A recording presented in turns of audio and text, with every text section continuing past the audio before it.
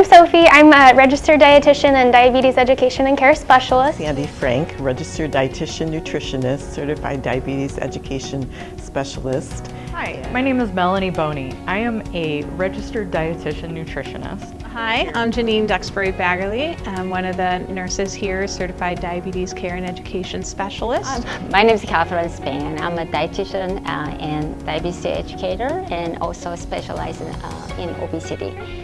My name is Kristen Lorenz. I am a nurse and a certified diabetes care and education specialist at Salem Health Diabetes and Nutrition Center. We work in the outpatient setting. We have people come in and see us for appointments. We work with diabetes. And as a registered dietitian, we can also see people with all kinds of nutrition-related health issues.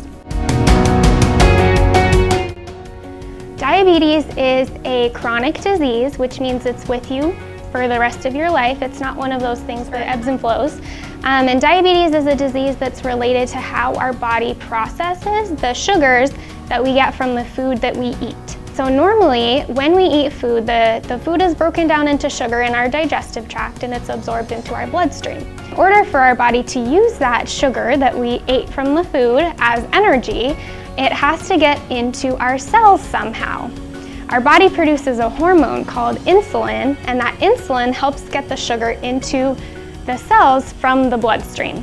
However, in diabetes, for a number of reasons, people have trouble with that process and the sugar is not as efficiently used as energy. So what we see with people with diabetes is that their blood sugars end up going higher and higher, which eventually can cause complications. So for some patients who have pre-diabetes and sometimes type 2 diabetes, there will be no symptoms whatsoever. For patients that have type 1 diabetes, we will find that when the disease progresses, that the patient will often have increased thirst, increased frequency of urination, dry mouth, fruity breath. We'll see increased hunger. We'll also eventually find that the patient has nausea, vomiting, rapid weight loss, and for type 2 diabetes, the progression of the disease can be pretty slow. Initially, we may see some weight gain because as insulin resistance worsens over time, the patient feels less energetic, so they'll report feeling tired, fatigued, and so they'll start eating more. So an A1C is a test that you can get done at the lab. It's usually a blood test. And the A1C helps us measure kind of an average of your blood sugars over the last 2 to 3 months. So the A1C test measures how much sugar is stuck to your red blood cells, specifically the hemoglobin part of your red blood cells. And in people with diabetes, that sugar sticks on our little red blood cells, and so what we measure is how much is stuck to it. As our blood sugars go higher, our A1C will then go higher as well. Most of my patients ask me about the diabetes meal plan, and I usually say, eat wholesome foods. Foods are high in vitamins and minerals and fiber.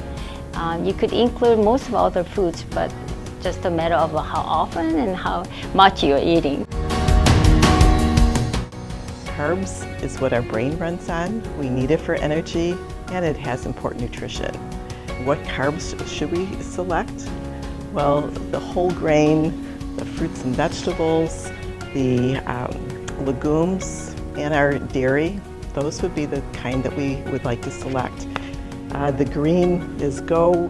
The limit, those are more special type occasions. So that's our white bread, pasta, our white rice, our sweets, our chips, our pastries. And what foods do you think you should avoid? It's going to be sugar-sweetened beverages. The sugared coffees, the Gatorade, Powerades, the juices even, unless you're treating a low blood glucose. So there are actually some tests that you can take, a little questionnaire that the American Diabetes Association puts out. You can always visit their website and check that out. It'll tell you if you're at risk for either prediabetes or diabetes. of the questions that I get frequently asked is, why didn't I get this kind of education when I had pre-diabetes? And so what I usually reply is that sometimes they don't really recognize that you have pre-diabetes until you just kind of walk into the office and they do a blood test and all of a sudden they realize, oh, my goodness, your fasting blood sugar levels are a bit elevated. And that's usually where we start seeing an issue with insulin resistance and pre-diabetes diagnosis. We understand diabetes. We understand the workload, how frustrating it can be to manage, and we see you as a person before we see your diagnosis. We are dedicated to meeting you where you're at. We are a referral-based clinic, so we'll need a referral from your primary healthcare practitioner. So for more information, you can visit our website and we'd be happy to connect with you and give you some more information.